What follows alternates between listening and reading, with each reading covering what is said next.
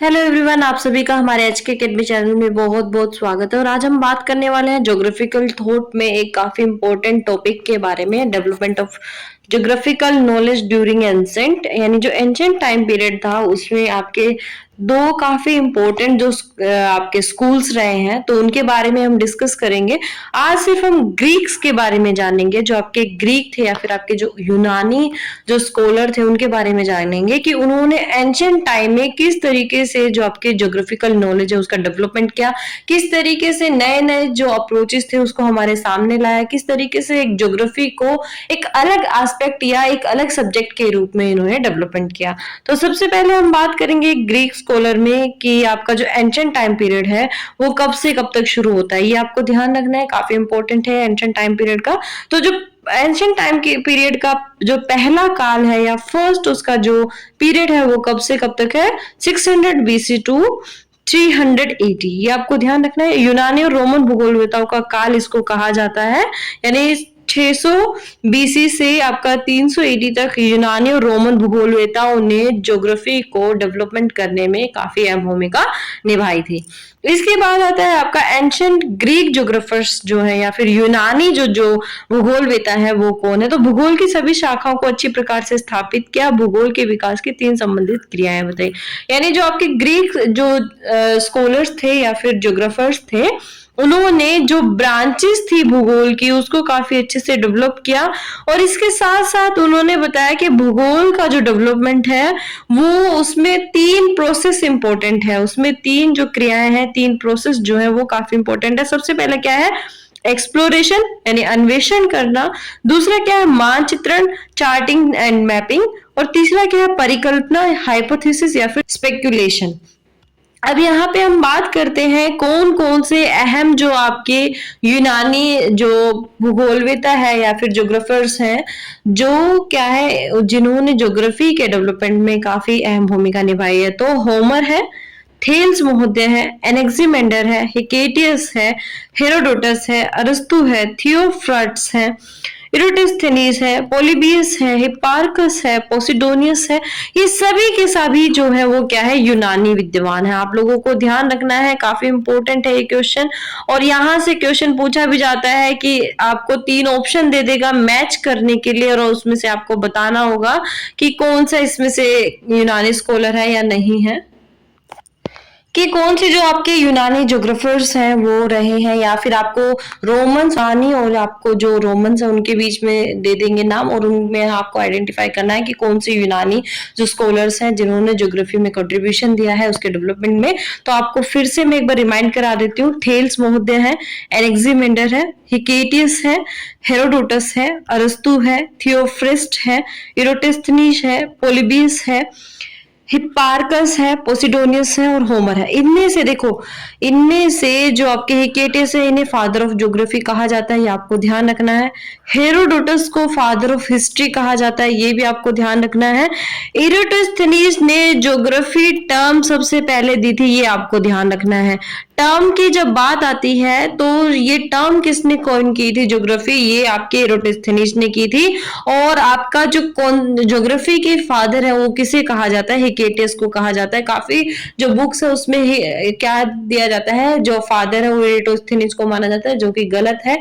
Hecataeus जो है वो ज्योग्राफी के फादर है और दूसरा इरोटिस्थनीस जो है उन्होंने सिर्फ टर्म कॉइन किया था, ये आप लोगों को ध्यान रखना है। अब हम सबसे पहले बात करेंगे होमर के बारे में, काफी इंपॉर्टेंट है। होमर की 2 मुख्य रचनाएं हैं, इलियड्स एंड ओडिसी, काफी बार पूछी जा चुकी है, दोनों की दोनों इंपॉर्टेंट है। तो आप लोगों को ध्यान रखना है, होमर महोदय ने जो अपनी कृति है इलियड्स एंड ओडिसी काफी इंपॉर्टेंट है, इसको लिखा था। इसमें बहुत से क्षेत्रों, मानव वर्गों और जनपदों का इन्होंने वर्णन किया, यानी इसमें इन्होंने जो मानव विशेष है उनके अलग अलग ग्रुप्स का जिक्र किया है अपनी इलियड्स एंड ओडिसी में, और उसके साथ साथ जितने जनपद है उनका वर्णन इसमें किया है और अलग अलग रीजन्स का इन्होंने इसमें वर्णन किया है, जो क्या है ज्योग्राफिकल एस्पेक्ट से जुड़ा हुआ है। अब नेक्स्ट चलते हैं हम थेल्स महोदय पे। तो थेल्स क्या थे, ये दार्शनिक थे, गणितीय भूगोल का विकास किया है, ये काफी इंपॉर्टेंट है थेल्स का। थेल्स पर में आप लोगों ने पढ़ी भी होंगी। तो ये गणितीय भूगोल का विकास करने में इन्होंने अपना अहम भूमिका निभाई है। आप लोगों को ध्यान रखना है, ये 580 ईसा पूर्व एक पुस्तक ली जिसमें विश्व की उत्पत्ति एवं नक्षत्रों का वर्णन था। तो इन्होंने नक्षत्रों का वर्णन किया और बताया है विश्व की उत्पत्ति किस तरीके से हुई है। तो इसका कॉन्सेप्ट किसने दिया? आपके थेल्स मोदी ने दिया है।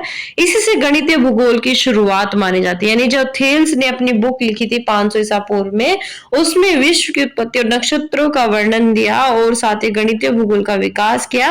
और इसी के साथ साथ ही क्या माना जाता है कि जब थेल्स ने अपनी पुस्तक की रचना की, उसके बाद से गणितीय भूगोल की शुरुआत हुई है। इसके बाद नेक्स्ट आता है एनेक्सिमेंडर। एनेक्सिमेंडर काफी इंपॉर्टेंट है। ब्रह्मांड विज्ञान को विकसित किया किसने? एनेक्सिमेंडर ने। यानी कॉस्मोलॉजी और कॉस्मोनोगोनी जो है वो किसने दिया है? आपका एनेक्सिमेंडर ने दिया है।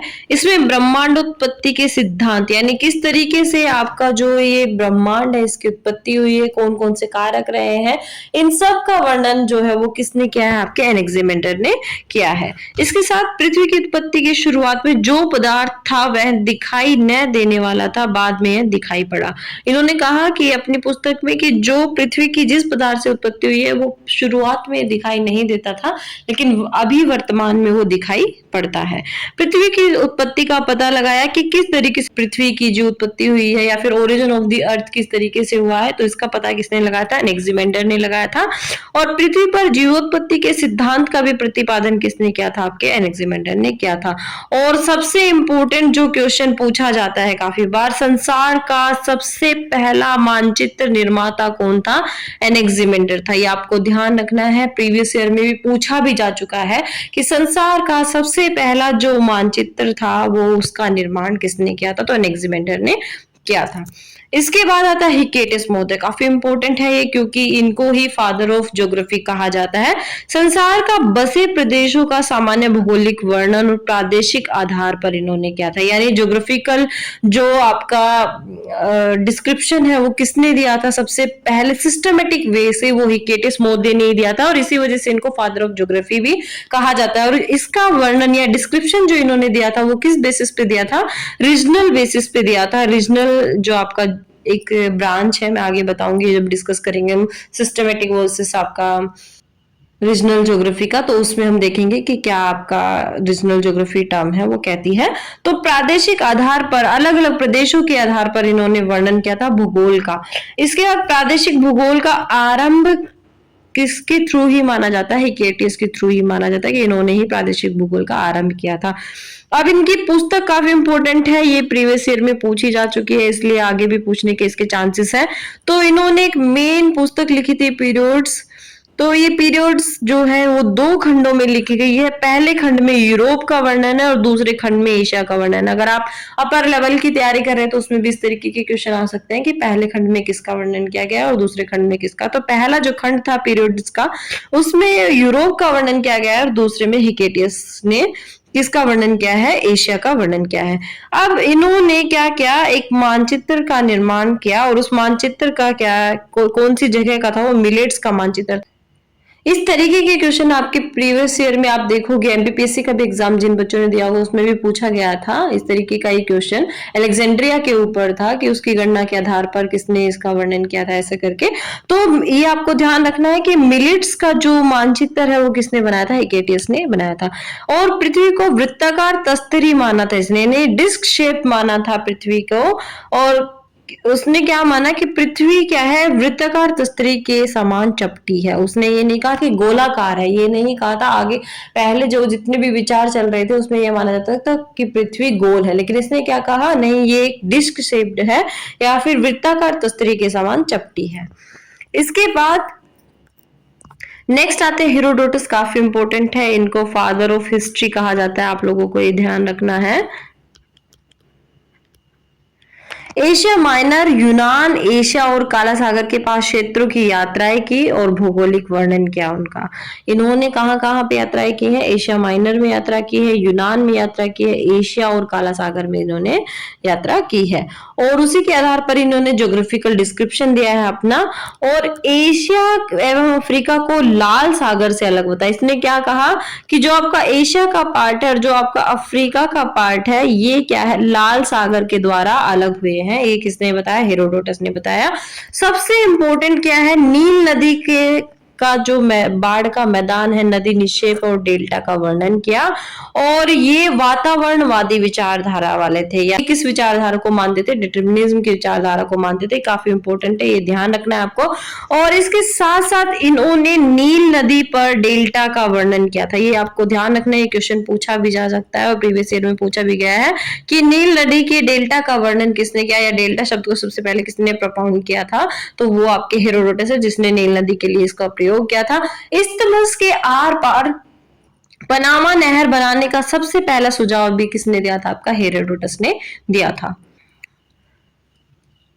इसके बाद सर्वप्रथम विश्व मानचित्र पर भूमध्य सागर के आसपास के क्षेत्रों को प्रदर्शित किया, यानी जो आपका मेडिटेरियन सी है उसके आसपास किस तरीके का जो आपका वर्ल्ड मैप है वो दिखाई देता है। इसको सबसे पहले किसने चित्रांकन किया था या किसने इसकी मैपिंग की थी?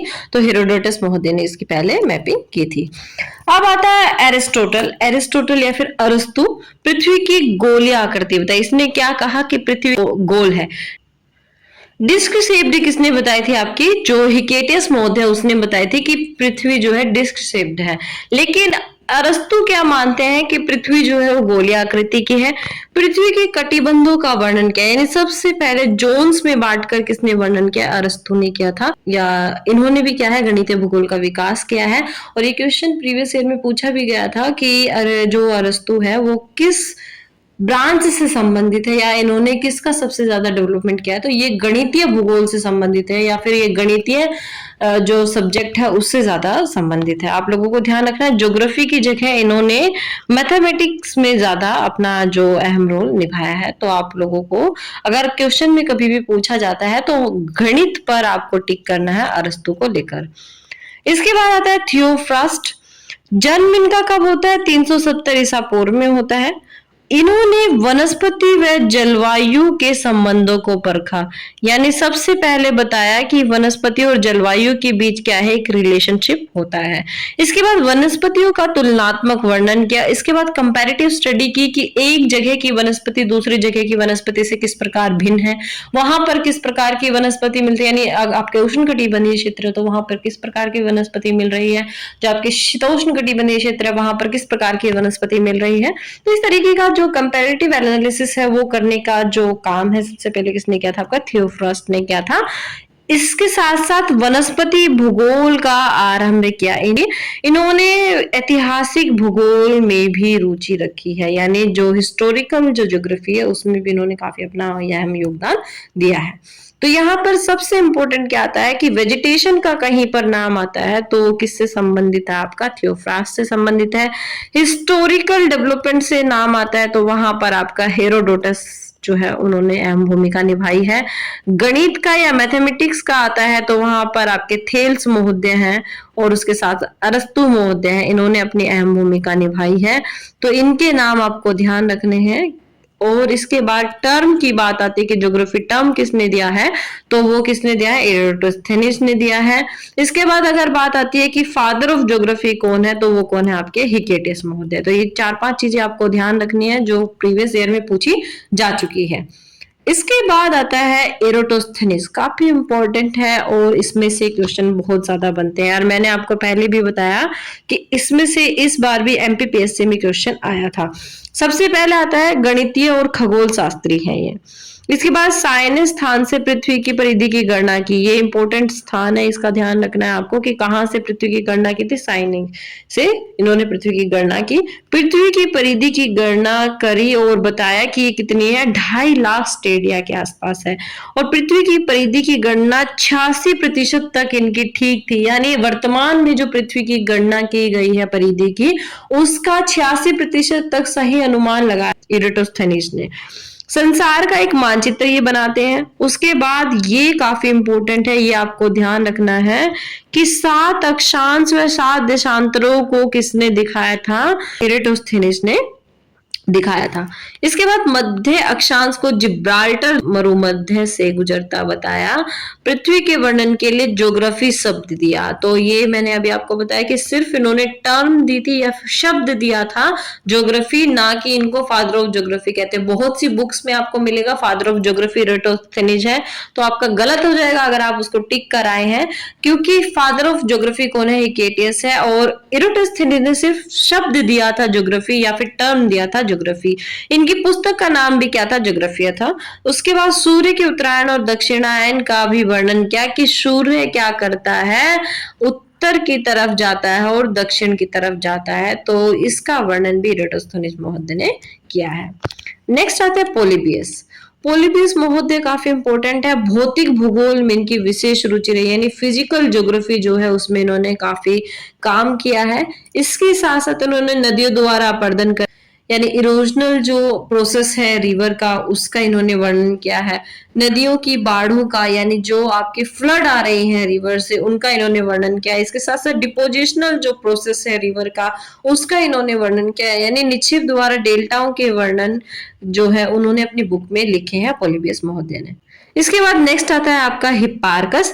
बराबर दूरी पर अक्षांश देशांतर रेखा जालों के मानचित्र इन्होंने बनाए। इसके बाद देशांतरों की मापों के लिए चंद्र ग्रहण के क्षणिक वेद करना बतलाया इन्होंने। यानी क्या है कि चंद्र ग्रहण के समकालिक ही हम क्या कर सकते हैं? देशांतरों को निर्धारण कर सकते हैं या उनको माप सकते हैं। नक्षत्रों में वेद के लिए चक्र यंत्र एस्ट्रोलोब को इन्होंने बनाया। यहाँ पे एक ही काफी इंपॉर्टेंट है हिप्पारकस महोदय का, एस्ट्रोलोब जो यंत्र है वो नक्षत्रों के वेद के लिए, उसको मापने के लिए किसने बनाया था? एस्ट्रोलोब जो है हिप्पारकस महोदय ने बनाया था। तो इसको आपको ध्यान रखना है, काफी इंपॉर्टेंट है ये। इसके बाद आता है पोसिडोनियस। पहला भौतिक भूगोलवेता इसको कहा जाता है, और इसने सबसे पहले क्या किया था? ज्वार भाटों का अन्वेषण किया था, यानी उसका जांच पड़ताल की थी ज्वार भाटा के बारे में, यानी जो हम टाइड्स पढ़ते हैं वो उसकी सबसे पहले जो इसका गहन अध्ययन किया, तो वो कौन थे? आपके पोसिडोनियस थे।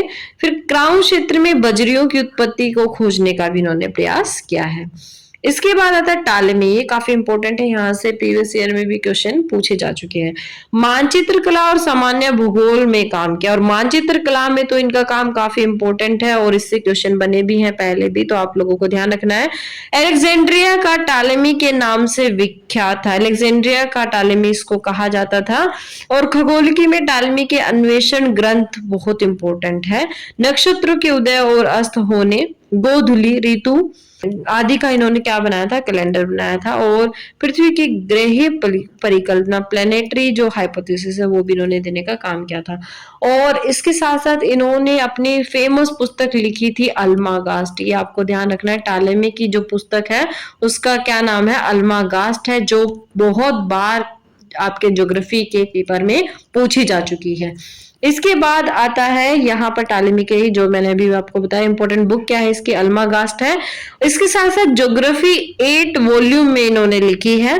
फर्स्ट वॉल्यूम में थ्योरेटिकल प्रिंसिपल्स इन्होंने लिखे, यानी ग्लोब की रचना किस तरीके से की गई है, और मानचित्र प्रक्षेपों की प्रविधि भी इन्होंने दी, यानी जो आपका मैप प्रोजेक्शन है वो किसने बनाया? आपके टालेमी महोदय ने इसको बनाया है। उसके बाद सेकंड वॉल्यूम में क्या है? 8000 स्थानों के नाम इन्होंने दिए हैं।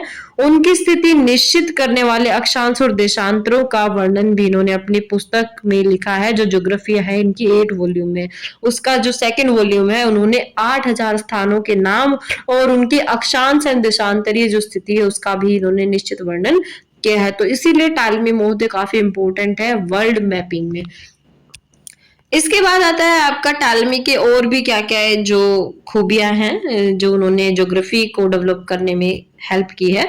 मानचित्र कला के सिद्धांतों की इन्होंने विवेचना की है, यानी किन किन बेसिस पर मैप्स को तैयार किया जाएगा, उनके कॉन्सेप्ट किसने तैयार किया? आपके टालेमी महोदय ने। गणितीय भूगोल, खगोलिकी और प्रक्षेपों के वेदों को समझाया और प्रक्षेपों का निर्धारण इन्होंने किया, और अक्षांश देशांतरों का प्रयोग अपने मानचित्र में इन्होंने बहुत अच्छे से किया। ये थे आपके जो ग्रीक स्कॉलर्स हैं जिसमें हमने डिस्कस किया टालेमी के बारे में, टालेमी के अल्मागास्ट के बारे में, इसके बाद ज्योग्राफिया जो उन्होंने 8 वॉल्यूम में दिया है उसके बारे में। इसके बाद हमने डिस्कस किया है टालेमी के बाद पोसिडोनिस के बारे में, जिन्होंने ज्वार भाटा के बारे में बताया है और पहला भौतिक भूगोलवेत्ता इनको कहा जाता है। हिप्पारकस के बारे में हमने देखा कि उन्होंने एस्ट्रोलोब यंत्र बनाया था नक्षत्रों को समझने के लिए, उनकी गणना करने के लिए।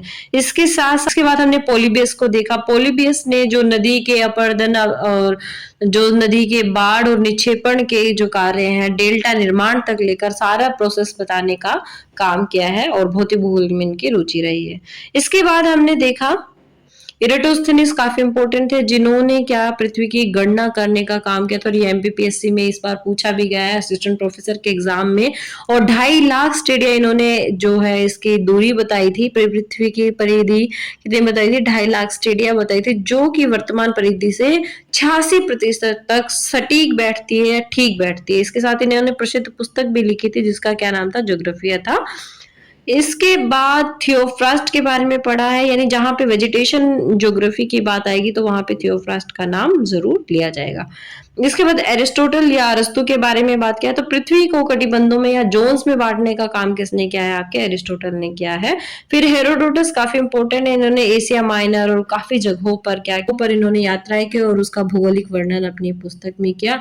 और इसके साथ साथ इन्होंने नील नदी के डेल्टा का वर्णन किया, जो काफी इंपॉर्टेंट क्वेश्चन है। इस्थमस के आर पार पनामा नहर बनाने का सबसे पहले जो विचार है वो भी हेरोडोटस महोदय ने दिया था। और सर्वप्रथम विश्व मानचित्र पर भूमध्य सागर को जो दिखाने वाले भूगोलवेत्ता थे वो कौन थे, आपके हेरोडोटस थे। इसके साथ फिर हमने हिकेटिस को देखा, जिसको फादर ऑफ ज्योग्राफी कहा जाता है। इन्होंने अपनी पुस्तक लिखी पीरियड्स, जिसको 2 खंडों में लिखा, पहले में यूरोप का वर्णन था, दूसरे में एशिया का वर्णन था। और इन्होंने माना कि पृथ्वी गोलाकार नहीं है, डिस्क शेप्ड है या वृत्ताकार तस्तरी के समान चपटी है, गोलाकार बिल्कुल भी नहीं है। इसके बाद एनेक्सिमेंडर को हमने देखा, जिसने ब्रह्मांड उत्पत्ति सिद्धांत दिया या कोस्मोलॉजी दिया। कोस्मोलॉजी का जहां पे भी वर्ड आएगा तो वहां पर आपको कौन आते हैं, यूनानी स्कॉलर में एनेक्सिमेंडर आते हैं। और संसार का सबसे पहला जो मानचित्र था वो किसने निर्मित किया था, एनेक्सिमेंडर ने। ये काफी इंपॉर्टेंट है और प्रीवियस ईयर में पूछा जा चुका है। फिर इसके साथ साथ हमने देखा थेल्स महोदय का, जिन्होंने गणितीय भूगोल में अपनी बहुत इंपॉर्टेंट जो विचारधाराएं हैं वो दी है। इसके बाद होमर को देखा, जिन्होंने इलियड्स और ओडिसी लिखा, ये काफी इंपॉर्टेंट ग्रंथ है इनके।